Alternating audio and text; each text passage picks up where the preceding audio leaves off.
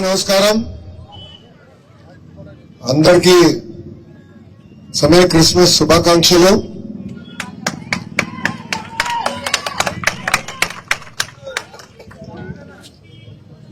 Christmas వచ్చినప్పుడమ్మా మనకి పెద్దలు నేర్పించింది మన దగ్గర ఉండి లేనోళ్ళకి ఇవ్వాలి,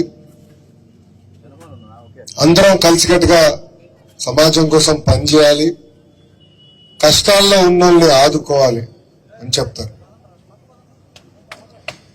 తల్లి మీ అందరూ తెలుసు 2019లో పోటీ చేసిన కరెక్ట్ గా 21 రోజుల ముందు నేను వచ్చాను. నేనేంటో మీకు అర్థం అవ్వలేదు, మీరేంటో నాకు అర్థం అవ్వలేదు. నేను ఎన్నికలు అయిపోయినా ఓడిపోయినా. ఇది చాలా ఇంపార్టెంట్ తల్లి. ఓడిపోయిన తర్వాత నేను ఎక్కడికి వెళ్ళలేదు తల్లి. ఓడిపోయింది ఎక్కడ నేను నిలబడాలి, పోరాడాలని ఆ రోజు నిర్ణయం తీసుకున్నా. 2024లో మీరు ఎట్లా ఆశీర్వదించారు, నన్ను దీవించి ఎట్లా గెలిపించారో నాకన్నా మీకే బాగా తెలుసు, రాష్ట్రం మొత్తం తెలుస్తుంది. కానీ ఇది ఎందుకు చెప్తున్నానంటే తమ్ముడు స్లో అమ్మా అని ఇది ఎందుకు చెప్తున్నానంటే ఇక్కడ చిన్న పిల్లలు ఉన్నారు, యువకులు ఉన్నారు. మనందరం ఇక్కడ నుంచి ఒక విషయం నేర్చుకోవాలి.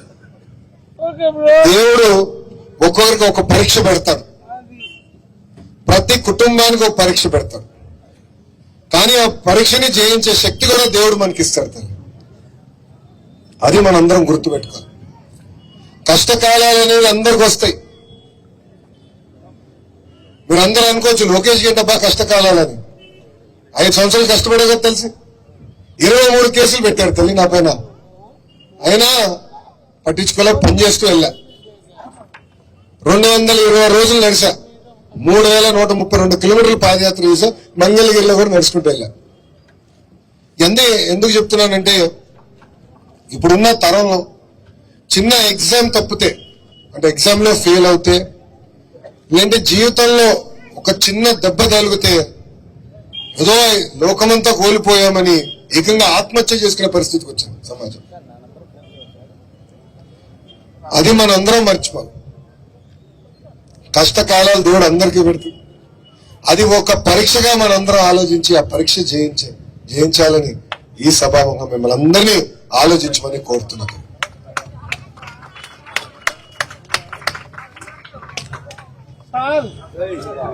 ఒక్క నిమిషం ఉందా, నాకన్నా స్పీడ్ లో ఉన్నావు.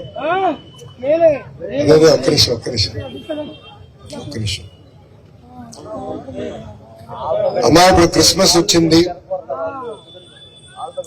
యేసు ప్రభు కూడా ఒకటే చెప్పారు, అందరం కలిసిమెలిసి ఉండాలి, కష్టకాలాలు ఉన్న వాళ్ళని ఆదుకోవాలి, సమాజం బాగుపడాలి.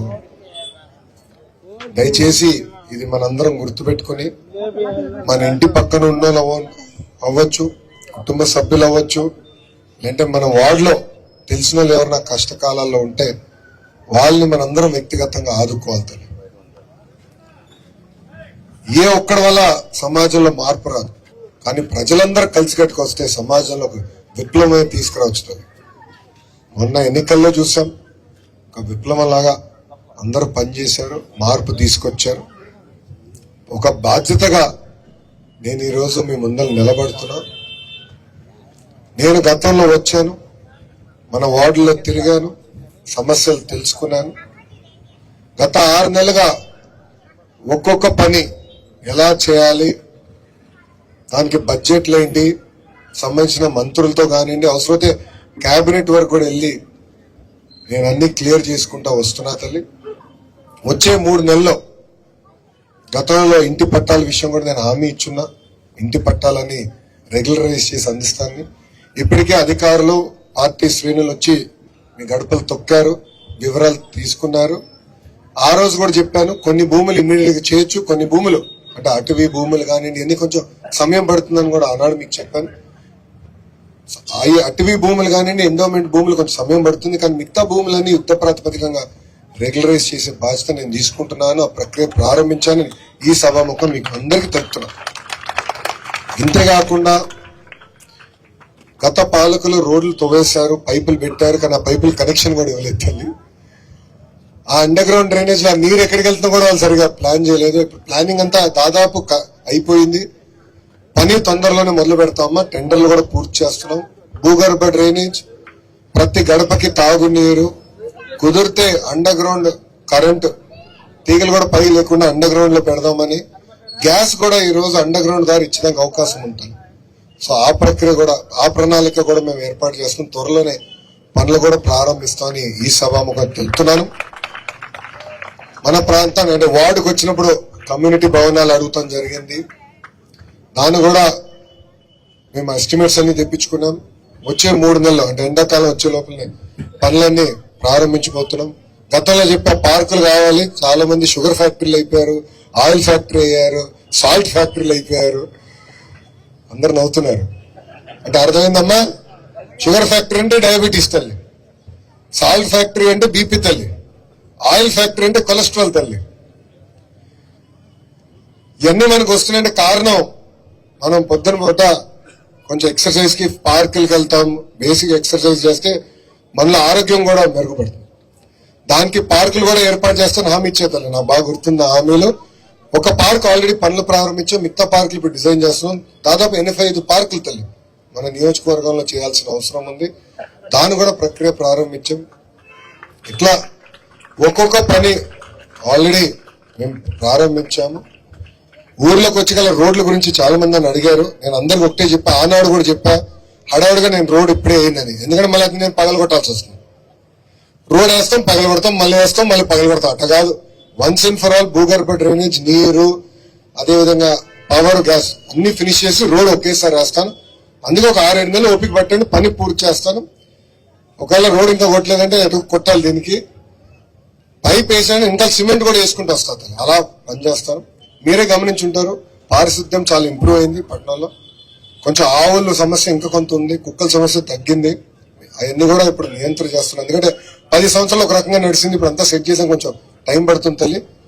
కానీ ఈ రోజు ఈ పవిత్రమైన మాసంలో ప్రజలు ఒకటే చెప్తున్నా, మీరు గత ఎన్నికల్లో నాకు అండగా నిలబడ్డారు. నేను అడిగిన దానికన్నా ఎక్కువ మెజార్టీతో నన్ను గెలిపించారు, ఆశీర్వదించారు, నన్ను దీవించారు. దానివల్లనే ఈ రోజు కేబినెట్ లో కానివ్వండి, ఇతర మంత్రులతో మాట్లాడినప్పుడు నేను అడిగింది వాళ్ళు కాదని చెప్పే పరిస్థితి లేరు తల్లి. అమ్మ, మనందరి కళ 100 పడకల హాస్పిటల్ శాంక్షన్ చేపించారు తల్లి. 2 నెలల్లో పనులు కూడా ప్రారంభించబోతున్నాం. అది కేబినెట్ మీటింగ్ వరకు వచ్చింది. కేబినెట్ మీటింగ్ వరకు వస్తే ఒక సీనియర్ మినిస్టర్ గారు, మంగళగిరి గారు సార్ అప్రూవ్డ్ సార్ అన్నారు. నేను అడగాల్సిన అవసరం కూడా రాలా. ఎందుకంటే మీరు అట్లా ఆశీర్వదించారు, మెజారిటీ ఇచ్చిన తర్వాత ఈ రోజు ఎవరు అడిగే పరిస్థితులు లేరు. మంగళగిరి అంటే చేయాలి అనేది వాళ్ళకి అర్థమైంది. మీరు ఏదైతే బాధ్యత నా పైన పెట్టారో ఈ పవిత్ర మాసాపుడు మళ్ళీ హామీ ఇస్తున్నా, ఏ బాధ్యత అయితే నా పైన పెట్టారో తూచా తప్పకుండా అమలు చేసి మళ్ళీ నేను మీ దగ్గరికి వస్తానని ఈ సభాముఖం తెలుపుకుంటూ, అన్నీ చెప్పాలంటే పొలిటికల్ స్పీచ్ అవుతుంది. అన్న అడుగుతున్నారు ఇంకా నిరుద్యోగ యువకుల గురించి చెప్పండి. స్వర్ణకారులకు వచ్చేగల ఆల్రెడీ కామన్ ఫెసిలిటీస్ ఏర్పాటు చేస్తున్నాం. గోల్డ్ క్లస్టర్ కి భూమి ఎక్కడుందో కూడా చూసుకుని కొంచెం లీగల్ లిటిగేషన్ ఉంటే అది కూడా రిజాల్వ్ చేస్తున్నాం. అనేక కంపెనీలు కూడా ఇక్కడికి వస్తున్నాయి తల్లి. తొందరలో 2 నెలలు పడుతుంది. కొంచెం రిబ్బన్ కటింగ్ పనులు ఉంటాయి, అవి తీసుకొచ్చే బాధ్యతను మేము తీసుకుంటాం. ఇక్కడున్న నిరుద్యోగ యువకులకి మన నియోజకవర్గంలోనే ఉద్యోగాలు కల్పించే లక్ష్యంతో నేను పనిచేస్తున్నాను తల్లి. ఆ సందేహం మీకు ఎలాంటి సందేహం ఉండాల్సిన అవసరం లేదు. పద్ధతి ప్రకారం పనిచేస్తాం, ఇచ్చిన హామీ నిలబెట్టుకుంటాం. కలిసికట్టుగా మేము అందరం పోరాడం ఎన్నికల్లో కలిసికట్టుగానే. ఈరోజు మీరు చూస్తే డయాస్ పైన జనసేన ఇన్ఛార్జ్ శ్రీనాన్న ఇక్కడనే ఉన్నారు, రాజు గారు ఉన్నారు, కింద ఇంకొక శ్రీనాన్న ఉన్నారు, గుప్తా గారు ఉన్నారు, ధనంజయ్ గారు ఉన్నారు, అబద్ధయ్య గారు మీ మనిషి, నేను తర్వాత వచ్చిన అబద్ధయ్య గారు కూడా వేదిక మీద ఉన్నారు. అందరం కలిసికట్టుగా పనిచేస్తున్నాం. మంగళగిరి ప్రజల కోసం తల్లి తూచా తప్పకుండా ఇచ్చిన హామీ నిలబెట్టుకుంటాం, పనిచేస్తాం. గతంలో కూడా మేము అనేక సంక్షేమ కార్యక్రమాలు సొంత నిధులతో చేశాను, ఈ ఆగలేదు తల్లి. ఇప్పుడు కూడా జరుగుతున్నాయి. టైలరింగ్ వర్క్ జరుగుతుంది. అధికారంలోకి వచ్చిన తర్వాత కూడా ఎన్టీఆర్ సంజీవని నడుస్తుంది, అంటే మన హాస్పిటల్లో అవి జరుగుతున్నాయి. మిషన్లు కూడా అందజేస్తున్నాం. సో కార్యక్రమాలు ఆగం, ఇంకా చేయాల్సిన అవసరం ఉంది, తప్పనిసరిగా చేస్తానని ఈ సభాముఖం మీ అందరూ తెలుపుకుంటూ, తల్లి మా పైన బాధ్యత పెరిగింది. ఒక మాటలో చెప్పాలంటే బాధ్యత పెరిగింది. ఎన్నికల ఫలితాలు వచ్చే ముందల నేను కూడా అందుకనే ఎన్నికలంతా బాగా కష్టపడ్డాను, పాదయాత్ర చేశా, కుటుంబంతో సమయం గడపలేదని బ్రహ్మని నేను దేవాంశ్ బయటికి వెళ్ళాం, ఇతర దేశాలకు వెళ్ళాం. ఒక 20 రోజులు అట్ట తిరుగుకుంటూ వచ్చాం. కరెక్ట్ గా ఎన్నికల రిజల్ట్స్ 2 రోజుల ముందర వచ్చాం.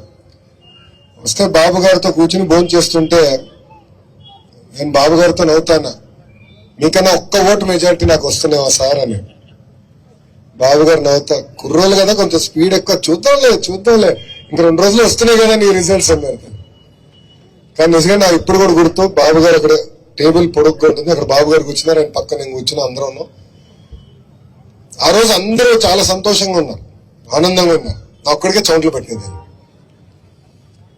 నా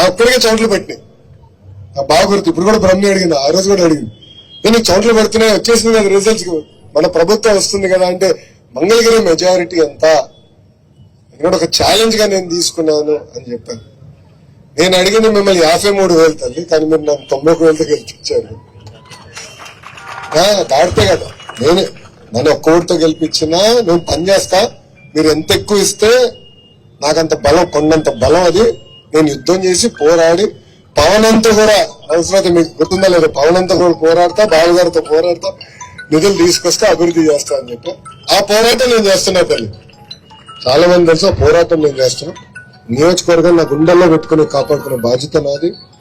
మీ కుటుంబ సభ్యుడిని, మీ అన్నని, మీ తమ్ముడిని, మీ కొడుకుని, మీ మనవడిని మీరు ఏ బాధ్యత అయితే నా మీద పెట్టుకున్నారో తప్పనిసరిగా ముందలు తీసుకెళ్తానని పవిత్ర మాసం అప్పుడు మీ అందరికి హామీ ఇస్తూ, నాకింత అద్భుతమైన అవకాశం ఇచ్చిన కమిటీ సభ్యులకి, చాలా అద్భుతంగా పెట్టారు, చాలా అందంగా వచ్చింది.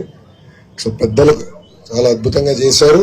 ముందు కూడా మా సహకారం మీకు ఉన్నాడు ఉంటుందని ఈ సభాముఖం తెలుపుకుంటూ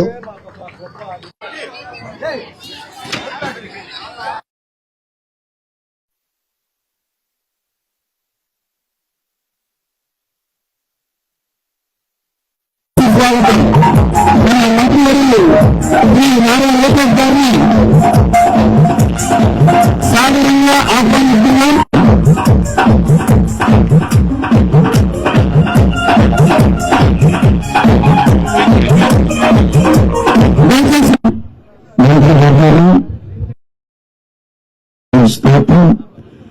ఇక్కడ జరగబోతున్న కార్యక్రమంలో మీ నగరం కొరకు, ఇక్కడ ఉన్న ప్రజలందరూ ఆశీర్వాదం కొరకు మీరు దీవించి ఆశీర్వదించి క్రమంగా